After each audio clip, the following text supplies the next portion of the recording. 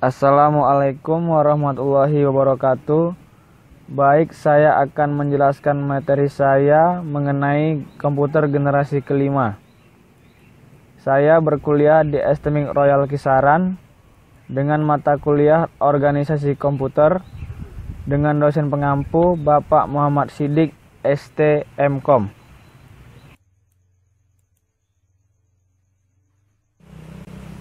Nama saya Aulia Chandra, NIM 15210064, kelas SK3C.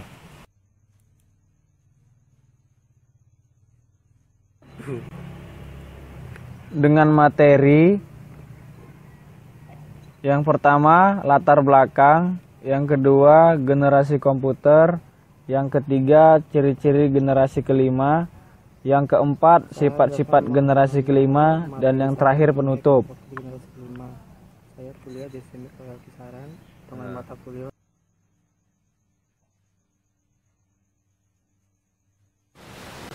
Baiklah, saya akan menjelaskan materinya. Yang pertama, latar belakang. Pengertian komputer. Komputer adalah sistem elektronik untuk memanipulasi data yang cepat dan tepat serta dirancang dan diorganisasikan supaya secara otomatis menerima dan menyimpan data input, memprosesnya, dan menghasilkan output berdasarkan instruksi-instruksi yang telah disimpan di dalam memori. Komputer berasal dari kata computer, artinya menghitung aritmatika. Komputer secara umum digunakan untuk proses perhitungan aritmatika tanpa mesin pembantu. Menurut Bernhard Concy, Dictionary of Etymology, kata tersebut digunakan dalam bahasa Inggris pada tahun 1646 sebagai kata untuk orang yang menghitung. Kemudian menjelang 1897 juga digunakan sebagai alat hitung mekanis. Selama Perang Dunia Kedua, kata tersebut menunjuk kepada para pekerja wanita Amerika Serikat dan Inggris yang pekerjaannya menghitung jalan artiler perang dengan mesin hitung.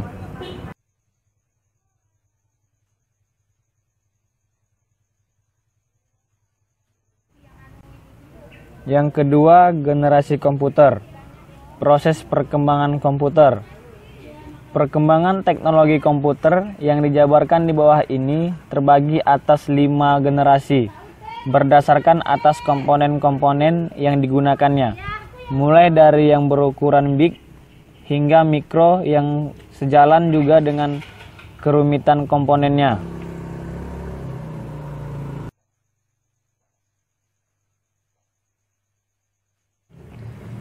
Generasi pertama. Komputer generasi pertama berawal dari tahun 1942 hingga tahun 1959. Saat ini merupakan zamannya komputer-komputer raksasa seperti Z3, Colossus, ENIAC, EDVAC, EDSEC, ENIVEC 1. Generasi kedua, tahun 1948. Penemuan transistor sangat berpengaruh terhadap perkembangan komputer masa itu. Transistor menggantikan tube vakum di televisi, radio, dan komputer. Penemuan lainnya yaitu penggunaan memori inti magnetik yang berfungsi menyimpan data, sehingga lebih cepat dalam memproses data. Serta bahasa mesin telah digantikan dengan bahasa assembly atau Fortran dan COBOL yang memudahkan dalam pengoperasiannya. Beberapa contoh komputer pada masa ini yaitu Stretch, Lark, DEC PDP-8, IBM 1401, IBM 7090, dan IBM 7094.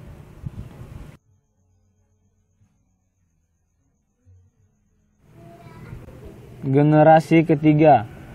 Era baru komunikasi komputer mulai menapakkan kakinya pada momentum ini. Sebagian besar perusahaan-perusahaan besar menerapkan sistem online dengan menggunakan terminal jarak jauh dalam pemakaian komputer.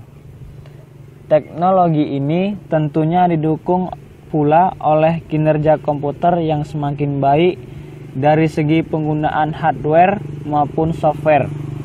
Penemuan baru ini di bidang hardware dikoloni dengan munculnya IC atau Integrated Circuit dalam komponen komputer. Karena kelebihannya dalam menyatukan berbagai komponen-komponen dalam suatu chip tunggal, sehingga komputer pada saat itu ukuran komputer menjadi semakin kecil tanpa menurunkan kinerja yang dihasilkan. Bahkan semakin meningkatnya kinerja pada bagian software, teknik-teknik pemrograman jamak atau multiprogramming mulai dikembangkan sehingga makin menambah koleksi berbagai bahasa pemrograman yang ada.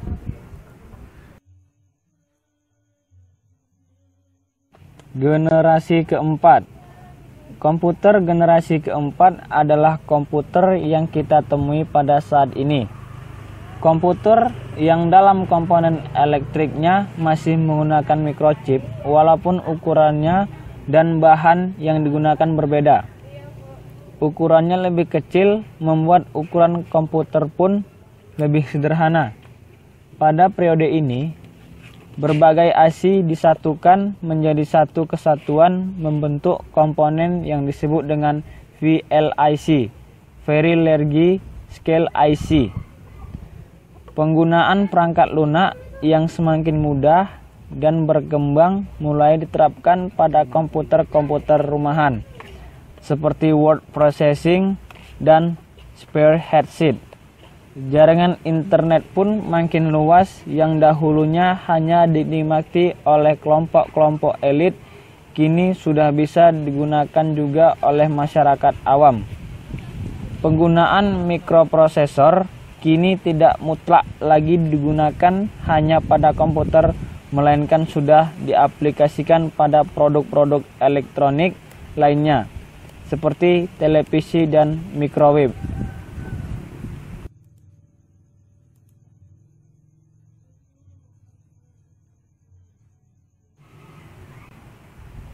Generasi kelima. Mendefinisikan komputer generasi kelima menjadi cukup sulit karena tahap ini masih sangat muda. Contoh imajinatif komputer generasi kelima adalah komputer faksi HAL 9000 dari novel karya Arthur C. Clarke berjudul 2001 Space Odyssey.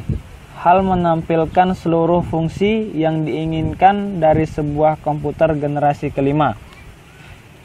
Dengan kecerdasan buatan, artificial intelligence atau AI, HAL dapat cukup memiliki nalar untuk melakukan percakapan dengan manusia, menggunakan masukan visual, dan belajar dari pengalamannya sendiri. Walaupun mungkin realisasi HAL 9000 masih jauh dari kenyataan, banyak fungsi-fungsi yang dimilikinya sudah terwujud. Beberapa komputer dapat menerima instruksi secara lisan dan mampu menerima nalar manusia. Kemampuan untuk menerjemahkan bahasa asing juga menjadi mungkin. Fasilitas ini tampak sederhana, namun fasilitas tersebut menjadi jauh lebih rumit dari yang diduga ketika programmer menyadari bahwa pengertian manusia sangat bergantung pada konteks dan pengertian ketimbang sekedar menerjemahkan kata-kata secara langsung.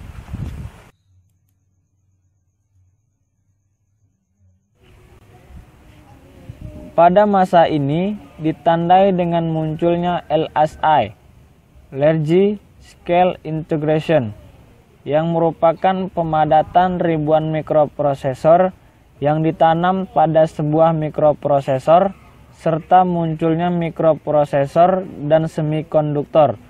Perusahaan-perusahaan yang membuat mikroprosesor adalah Intel Corporation, Motorola, Zilog, dan lainnya.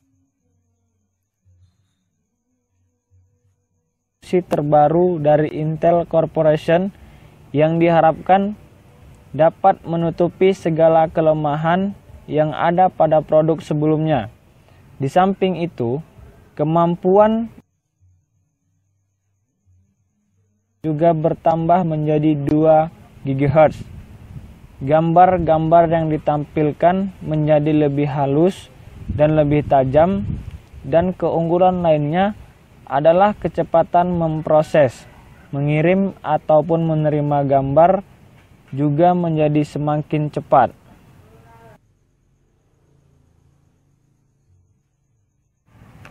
Yang ketiga, ciri-ciri komputer generasi kelima. Ciri-ciri komputer generasi kelima adalah sebagai berikut.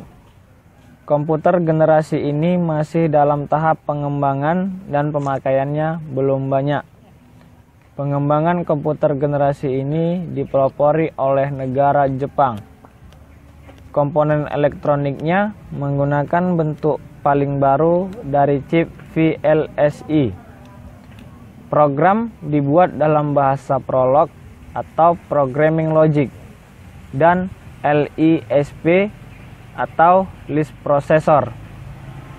Komputer generasi kelima difokuskan pada ALL atau Artificial Intelligence atau kecerdasan buatan, yaitu suatu penghubung dengan penggunaan komputer untuk melaksanakan tugas-tugas yang merupakan analog tingkah laku manusia.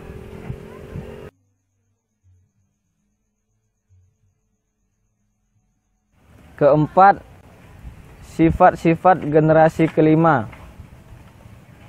Sifat-sifat generasi kelima adalah dapat membantu menyusun program untuk dirinya sendiri, dapat menerjemahkan dari suatu bahasa ke bahasa lain, dapat membuat pertimbangan-pertimbangan logis, dapat mendengar kalimat perintah yang diucapkan serta melaksanakannya, dapat memilih setumpuk fakta serta menggunakan fakta yang diperlukan, dapat mengolah gambar-gambar dan grafik dengan cara yang sama dengan mengolah kata.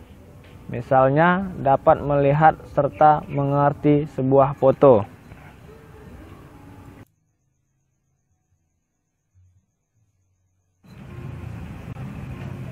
Ini adalah contoh foto-foto komputer dari generasi kelima.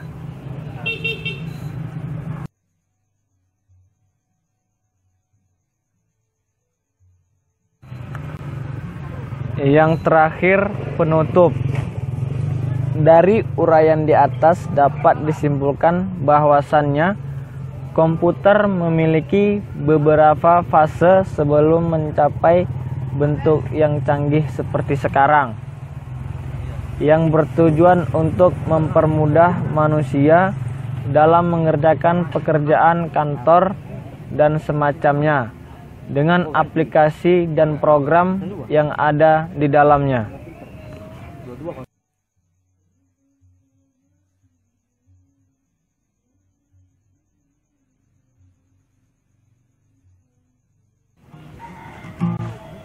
Hanya ini yang dapat saya sampaikan.